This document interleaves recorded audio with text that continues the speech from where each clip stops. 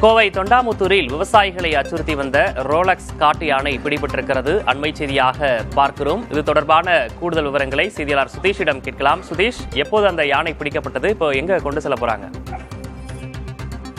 விக்னேஷ், அதாவது தொண்டாமுத்தூர், நரசிபுரம் உள்ளிட்ட பகுதிகளில் தொடர்ந்து கடந்த ஒரு ஆண்டு காலமாக ரோலக்ஸ் காட்டு யானை விவசாயிகளை மட்டுமல்ல பொதுமக்களையும் தொடர்ந்து அச்சுறுத்தி வந்தது. பல பேரை தாக்கி இருக்கிறது.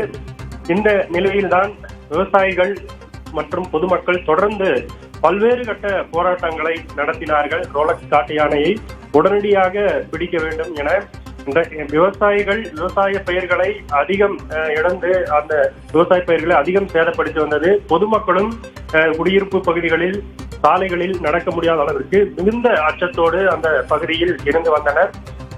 குறிப்பாக ரோலக்ஸ் காட்டு யானை தொடர்ந்து மக்களை தாக்கி வந்த நிலையில்தான் வனத்துறையினர் அரசினுடைய ஒப்புதல் பெற்று கடந்த 3-4 மாதங்களாக தொண்டாமுத்தூர் சுற்றுவட்டார பகுதிகளில் தொடர்ச்சியாக ரோலக்ஸ் காட்டு யானை பிடிப்பதற்கான முயற்சியில் ஈடுபட்டு வந்தார்கள். கும்கி யானைகள் வரவழைக்கப்பட்டு கும்கி யானை உதவியுடன் ரோலக்ஸ் காட்டு யானைக்கு மயக்க ஊசி செலுத்தி ரோலக்ஸ் காட்டு யானையை பிடிப்பதற்கான முயற்சிகள் தொடர்ந்து மேற்கொள்ளப்பட்டது.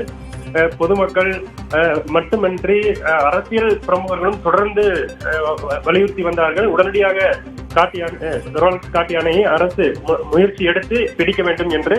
இந்த அடிப்படையில் தான் ரோலக்ஸ் காட்டு யானை பிடிப்பதற்கான முயற்சிகள் தொடர்ந்து நடைபெற்று வந்தது. கடந்த மாதம் ரோலக்ஸ் காட்டு யானையை பிடிக்கும் போது மருத்துவர் விஜயராகவன் என்பவர் ரோலக்ஸ் காட்டு யானையால் தாக்கப்பட்டு மருத்துவமனையில் தற்போது அவர் சிகிச்சை பெற்று வரக்கூடிய சூழ்நிலை இருக்கிறது. இதற்கிடையே கபில்தேவ், வாசிம், பொம்மன், சின்னத்தம்பி ஆகிய 4 கும்கி யானைகள் தொண்டாமுத்தூர் சுற்றுவட்டார பகுதிகளில் முகாமிட்டு மருத்துவ குழுவினரும் தொடர்ச்சியாக ரோலக்ஸ் காட்டு யானையை கண்காணித்து வந்தார்கள் பிடிப்பதற்காக. இதற்கிடையே தற்போது இன்று அதிகாலையில் தொண்டாமுத்தூர் அடுத்த இச்சிக்குழி பகுதி அருகே ரோலக்ஸ் காட்டு யானைக்கு மயக்க மருந்து செலுத்தப்பட்டது. முதன்மை தலைமை வன பாதுகாவலர் வெங்கடேசன் மேற்பார்வையில் கால்நடை மருத்துவர் கலைவாணன், மருத்துவர்கள் ராஜேஷ், பெண்ணிலா குழுவினர் ரோலக்ஸ் காட்டு யானைக்கு மயக்கூசி செலுத்தினார்கள். இதையடுத்து 4 கும்கி யானையினுடைய உதவியோடு வனத்துறையினர் இந்த ரோலக்ஸ் காட்டு யானையை தற்போது பிடித்திருக்கிறார்கள். ரோலக்ஸ் காட்டு யானை கும்கியாக மாற்றப்படுவதற்கு வாய்ப்பு இருப்பதாக வனத்துறை அதிகாரிகள் தெரிவித்திருக்காங்க. விக்னேஷ், கூடுதல் விவரங்களுக்கு நன்றி சுதீஷ்.